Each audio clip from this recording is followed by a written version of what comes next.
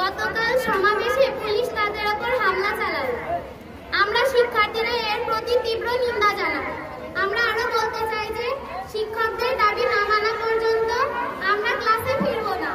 শিক্ষা বৈষম্য আমরা মানি না, মানব না।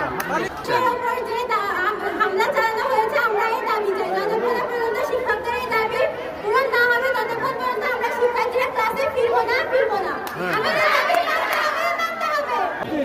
আমরা গতকাল শিক্ষকদের হাতে হাতকড়া দেখতে পেরেছি, এই জন্য আমরা আজ থেকে ক্লাস বর্জন করলাম। লাইন দেওয়া লাগবে না,